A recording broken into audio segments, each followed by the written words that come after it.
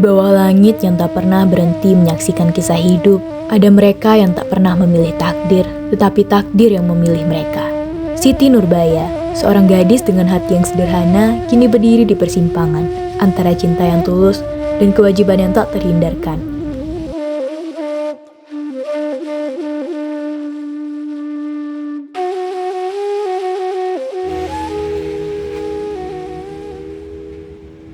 Nurbaya, ibu tak sanggup lagi menanggung beban ini. Semuanya sudah terlambat. Ibu, apa yang sebenarnya sudah terjadi? Kenapa ibu tampak begitu lemah? Beritahulah aku, ibu. Utang kita pada Datuk Maringgi. Dia terus mendesak Nurbaya. Jika kita tidak mampu melunasinya, kita akan kehilangan segalanya, termasuk rumah ini. Lalu, apa yang dia inginkan dari ibu? Apa yang harus kita lakukan? Dia ingin menikahimu. Itu satu-satunya cara untuk menyelamatkan kita. Jika engkau menolak, maka kita akan kehilangan segalanya. Ibu, aku tidak tahu harus berkata apa, ibu. Apakah ini takdir yang harus aku jalani? Apakah aku harus mengorbankan kebahagiaanku demi keluarga ini? Maafkan ibu, nak. Ibu hanya bisa pasrah. Hanya kamu harapan satu-satunya yang tersisa. Ibu, aku tidak mengerti. Apakah aku harus mengorbankan kebahagiaanku demi keluarga ini? Tapi aku tidak ingin melihat ibu menderita lebih lama lagi. Apapun akan kulakukan demi keluarga ini. Aku rela demi ibu. Maafkan ibu Nurbaya. Ibu tidak ingin membebanimu dengan hal ini. Tapi apa yang bisa ibu lakukan? Ibu tidak punya pilihan lain. Ibu, aku akan melakukan ini dengan ikhlas meskipun hatiku hancur. Karena aku tahu ini ada yang terbaik untuk kita. Apapun akan aku lakukan demi kebahagiaan keluarga ini meskipun berat.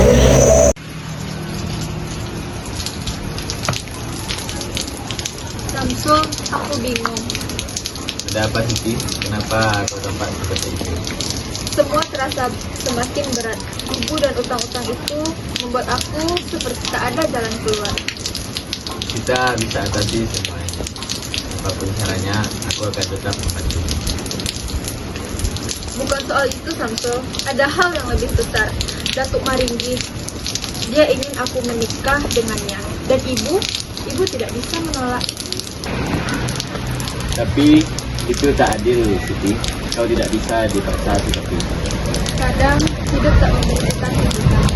Aku harus melakukan itu. Aku tak bisa melihat menderita lebih lama. Taruhannya adalah rumahku. Aku tidak sanggup melihat ibu kehilangan tempat tinggal. Kau benar.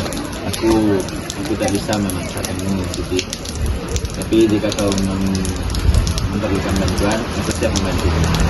Maafkan aku, Samsul. Aku tak bisa menunggu. Aku harus ikut jalan ini. Jaga dirimu, Siti. Aku berharap yang terbaik. Terima kasih, Samsul. Maafkan aku.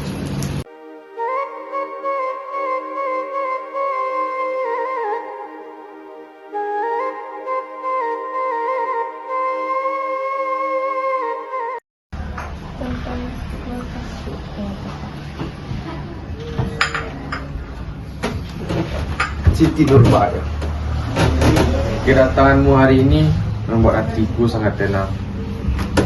Aku berharap kau telah mempertimbangkan tawaran yang kuberikan. Datuk, aku datang ke sini bukan karena kehendak hatiku. Ibuku sakit dan kami terjebak dalam kesulitan. Tapi aku menerima tawaran Datuk demi keluarga kami. Maafkan ibu Nurbaya. Ibu tak punya pilihan lain. Kita terjerat utang yang besar. Hanya Datuk yang bisa membantu kita.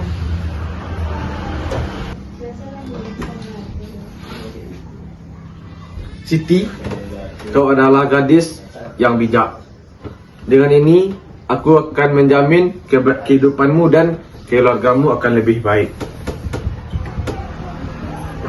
Kau akan menjadi milikku, dan seluruh harta kekayaanku akan menjadi milikmu juga.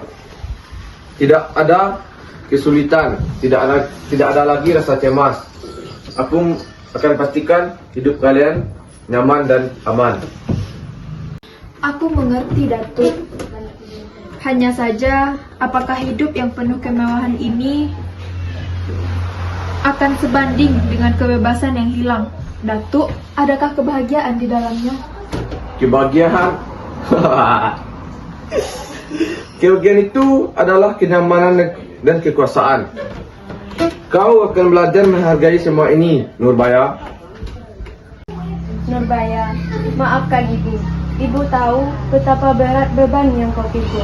Tapi ibu tidak bisa membiarkan kita terjerat lebih lama lagi. Kamu harus bertahan, nak.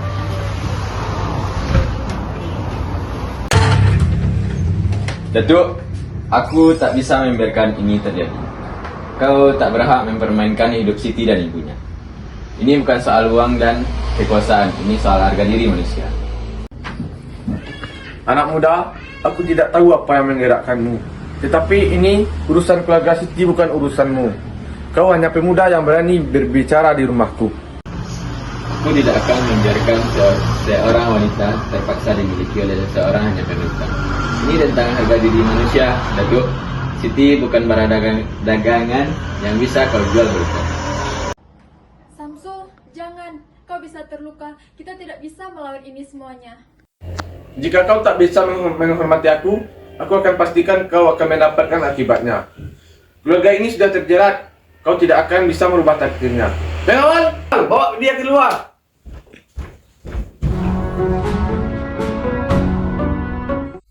Malang Sakijok Mato, hari ale alah batantuan. Di balik tabir kain yang berkilau, tak seorang pun tahu isi hati Siti yang sangat remuk. Pernikahan ini bukan akhir dari perjuangan, melainkan awal dari hidup yang tak pernah ia pilih. Cinta yang ia simpan untuk Samsul, kini harus ia kubur dalam-dalam.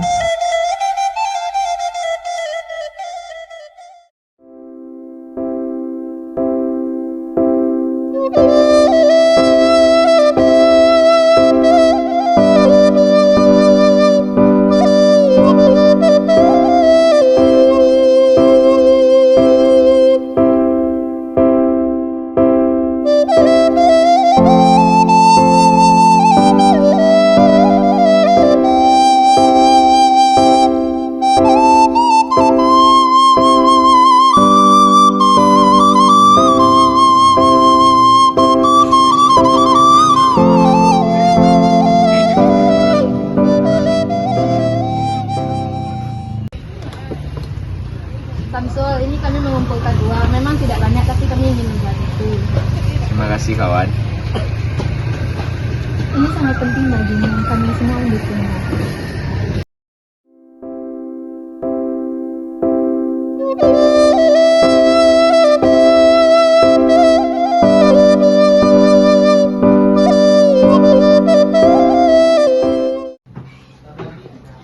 Apa artinya semua kemewahan ini jika jiwaku tak pernah tinggal di sini?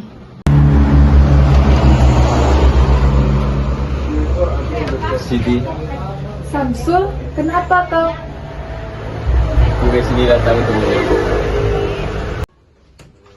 Samsul, seenaknya kau masuk rumahku dan mengganggu istriku. Dia bukan istrimu, kau menyeretnya dengan hutang dan ancaman. Itu bukan cinta.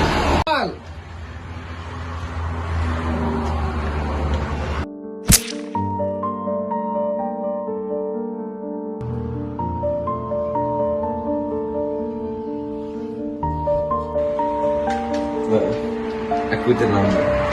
Tidak, kita tidak terlambat. Hanya saja dunia tak pernah memberi kita waktu.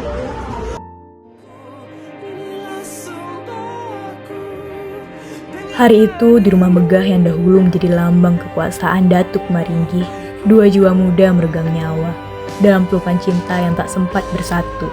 Siti Nurbaya dan Samsul Bahri, dua insan yang dipisahkan oleh kuasa dan keserakahan, akhirnya dipersatukan dalam kematian yang sunyi namun bermartabat.